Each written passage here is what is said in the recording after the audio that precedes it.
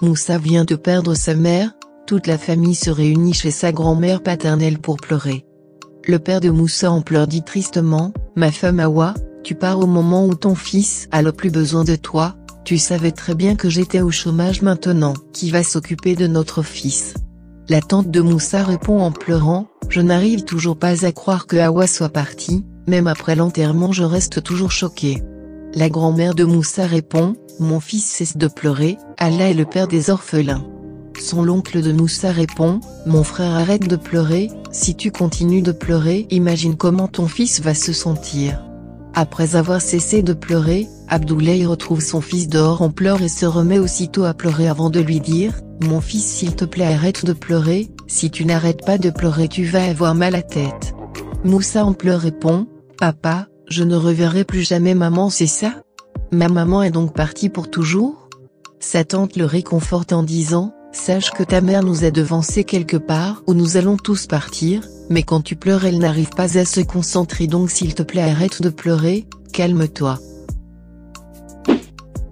Après avoir calmé tout le monde, l'oncle de Moussa dit à son frère, « Moussa est mon fils, avec ma femme on a décidé de prendre Moussa chez nous le temps que tu puisses te retrouver, enfin si tu es d'accord. » La tante de Moussa répond, « Merci grand frère, sache que si j'avais une situation vraiment stable, j'allais le garder avec moi. » Abdoulaye répond, « Mon frère vraiment tu me sauves la vie, merci sincèrement de vouloir garder mon fils.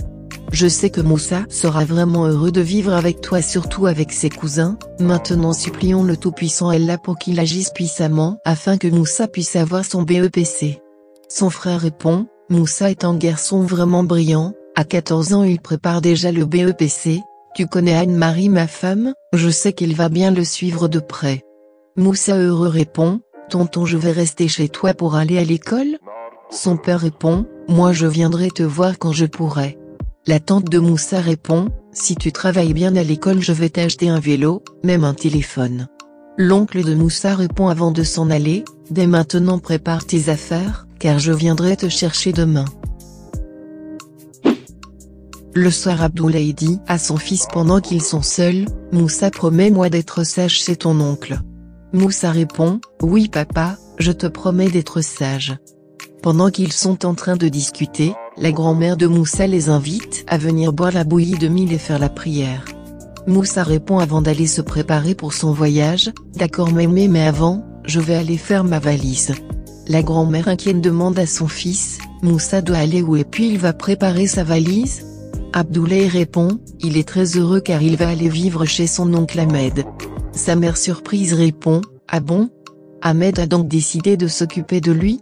Son fils répond, « Oui maman, c'est là-bas que Moussa va finir son année scolaire, surtout ne t'inquiète pas pour lui il sera là à chaque vacances scolaires. » Pendant que Moussa range ses affaires, son père lui dit, « Quand tu finis de faire ta valise, viens au salon nous allons boire la bouillie de mil de ta grand-mère. » La grand-mère de Moussa dit à son fils, « Je sais que tu as mal, mais sache que tu dois être fort pour honorer la mémoire de ta femme, si tu peux remarie-toi ça t'aidera à oublier le vide laissé par ton épouse. » Le père de Moussa répond, « C'est compris maman, je vais me battre afin de pouvoir vous aider. » Quand Moussa arrive, sa grand-mère lui dit, « Mon petit-fils, quand tu vas aller chez ton oncle Ahmed faudrait pas arrêter la prière, car dans ces moments difficiles c'est Dieu seul qui pourra t'aider. » Moussa répond, « D'accord grand-mère, je ne vais jamais arrêter la prière. » Plus tard, Moussa va informer son meilleur ami que demain il part rester vivre chez son oncle, pour aller à l'école.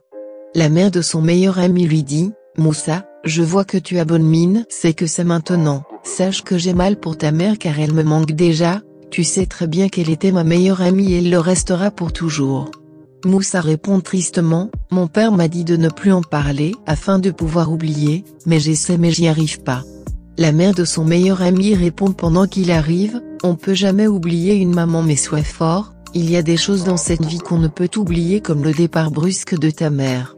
Voilà ton ami qui arrive, je vous laisse je vais voir qui sonne au portail. » Son meilleur ami lui demande, « Moussa il y a longtemps que tu es là ?» Moussa répond, « Non, mais ta mère m'a dit que tu étais en train de t'habiller. » La mère de son meilleur ami répond, « Moussa, tu restes manger avec nous ce soir ?» Moussa répond, non, mon père m'a dit de ne pas trop durer dehors. Je venu pour vous dire au revoir, je pars en voyage demain. Mon meilleur ami inquiet lui demande, Moussa, tu vas me laisser seul? Moussa répond, ne t'inquiète pas, je viendrai à chaque vacances.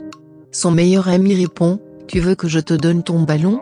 Moussa répond avant de s'en aller, tu peux le garder comme un souvenir, bon je vais devoir vous laisser maintenant. Le lendemain, Ahmed vient chercher Moussa pour l'emmener chez lui. Après la prière pour recommander le voyage entre les mains de Dieu, Moussokoro presque en pleurs dit à Moussa, si tu vas chez ton oncle tu t'occupes de tes études, j'espère que tu m'as bien comprise. Tiens un peu d'argent pour t'acheter quelque chose que tu aimes, que Dieu veuille sur toi et qu'il te garde entre ses mains, au revoir mon petit mari. Pendant que Moussa range ses affaires dans le coffre, son oncle lui demande, Moussa, pourquoi tu me fais cette mine triste? Moussa répond, je pars sans dire au revoir à papa. Son oncle répond avant qu'il parte, tu n'as pas à t'inquiéter car ton père est parti pour un entretien d'embauche, il viendra te voir quand il en aura l'occasion, tout ce qu'il compte c'est que tu te concentres sur tes études. On est ok?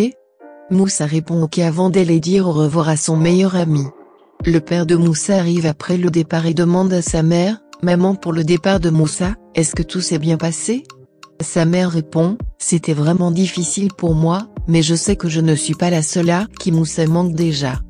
D'ailleurs, pour ton entretien comment cela s'est passé? Abdoulaye répond tristement, c'est toujours des promesses, rien que ça. Sa mère répond, tu sais Dieu n'oublie jamais ses créatures, ça ira. Je vais faire la bouille de mine que t'aimes tant, mais avant va prendre ta douche. Sur la route, Moussa se disait intérieurement, je suis partagé entre rester chez ma grand-mère et me rappeler des moments passés avec ma mère, ou fuir espérant oublier le départ éternel de cette dernière. Je vais dans cette nouvelle maison espérant me faire de nouveaux amis et une nouvelle vie, cela me rend triste mais il faut que j'avance de peur de décevoir la mémoire de ma mère, surtout pour faire plaisir à mon père. Arrivé chez son oncle, pendant qu'ils sont réunis à table Moussa se demande, pourquoi la femme de sa tante le regarde méchamment, son regard aussi froid que glaçant le terrorisait. Pour détendre l'atmosphère sa tante lui dit, Moussa j'ai fait du tôt. Moussa répond, ma grand-mère adore préparer cela, d'ailleurs c'est ma nourriture préférée. Son oncle répond, c'est tes cousins qui ne connaissent cela. La femme de son oncle répond, je savais que vous allez me dire cela, c'est pourquoi j'ai aussi fait le riz, vous pouvez aller vous servir dans la cuisine. Le lendemain, Kadi la cousine de Moussa lui dit, Omar, Moussa, maman vous attend pour manger. Au moment de se lever du lit, Moussa dit à son cousin, mais Omar tu as pissé sur le matelas. La femme de son oncle arrive et demande, mais qu'est-ce qui se passe ici?